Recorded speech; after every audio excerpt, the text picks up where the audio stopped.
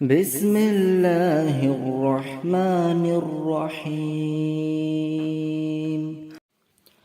আলহামদুলিল্লাহ আসসালাতু ওয়াসসালামু আলা রাসূলিল্লাহ।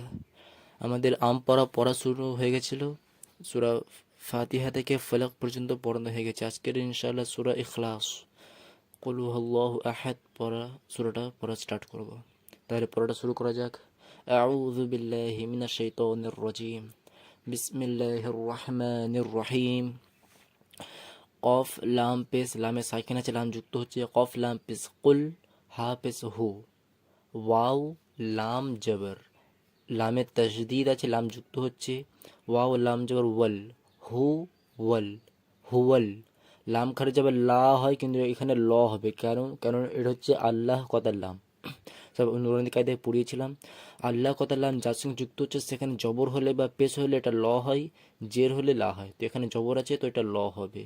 হুয়াল ল, হাফেজ হু, হুয়াল্লাহু। হামজা জবর আ, হা দা জবর হাদ। দাল দু পেশ দুন ছিল, আয়াত আছে বলে দু পেশটা উঠে যাবে আর দালটা যুক্ত হয়ে যাবে। হা দাল জবর হাদ। আচ্ছা, দাল যেহেতু কলকলা অক্ষর, কফ তাবা জিম দাল, দাল একটা কলকলা অক্ষর।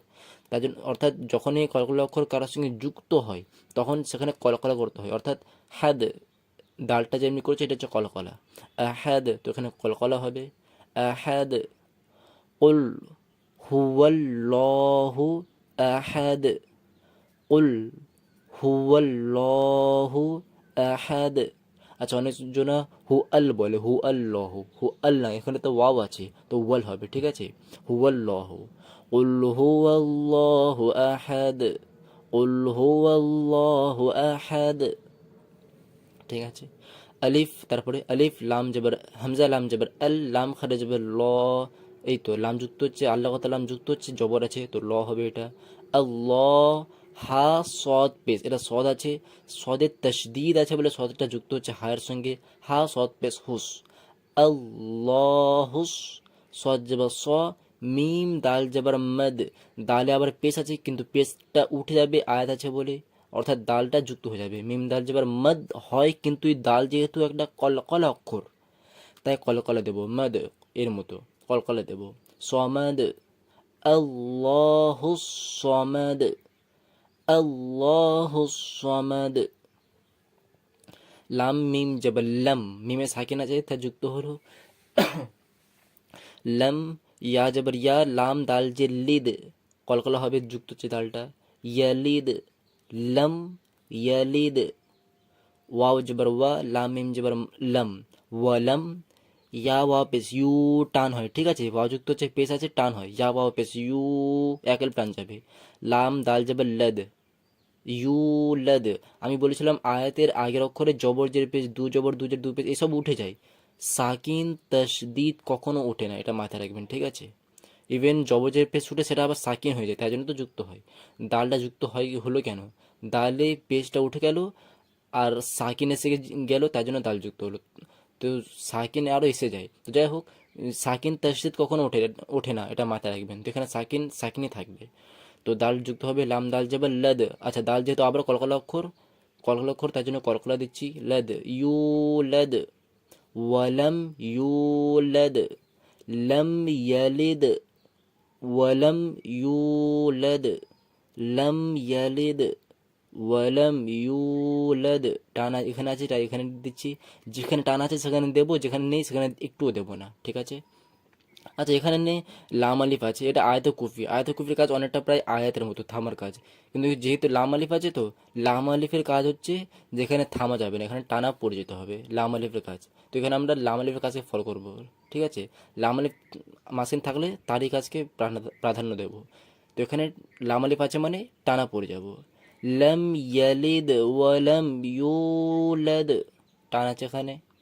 লাম ইয়ালিদ ওয়ালাম ইউলাদ। লাম ইয়ালিদ ওয়ালাম ইউলাদ। তারপর ওয়াও জবর ওয়া, লাম মিম জবর লম, ওয়ালাম। ইয়া জবর ইয়া, কাফ নুন পেশ কুন হতো। তারপরে দেখুন লাম আছে না, লামের তাসদিদ আছে, তো লামটা যুক্ত হবে কাফের সঙ্গে। সাকিন তসদিদ, সাকিনওয়ালা অক্ষর তসদিদওয়ালা অক্ষর পরপর আসলে সাকিনেরও কাজ যুক্ত করা, তসদিদেরও কাজ যুক্ত করা, কিন্তু পরপর আসলে কোন অক্ষরকে যুক্ত করতে হবে? একসঙ্গে তো নুন আর লাম দুটোকে তো একসঙ্গে কাফের সঙ্গে যুক্ত করা যাবে না, তাহলে কাকে যুক্ত করব? যার উপরে তসদিদ আছে সেটা প্রাধান্য পাবে।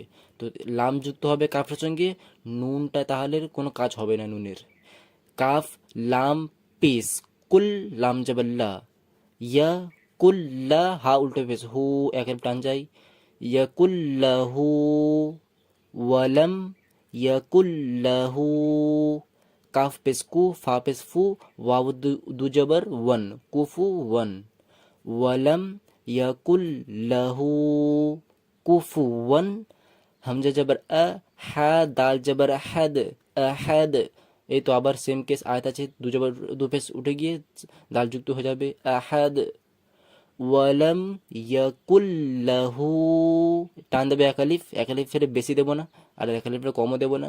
ওয়ালাম ইয়াকুল্লাহু কুফুয়ান আহাদ, ওয়ালাম ইয়াকুল্লাহু কুফুয়ান আহাদ, ওয়ালাম ইয়াকুল্লাহু কুফুয়ান আহাদ। ঠিক আছে, তো এখানে এক আলিফ টান দেবেন। তো এতটাই আজকের পড়া, পড়বেন ভালো করে। আর কোনো প্রকার ডাউট থাকলে অবশ্যই কমেন্টে জিজ্ঞাসা করবেন। আসসালামু আলাইকুম ওয়া রাহমাতুল্লাহি ওয়া বারাকাতুহু।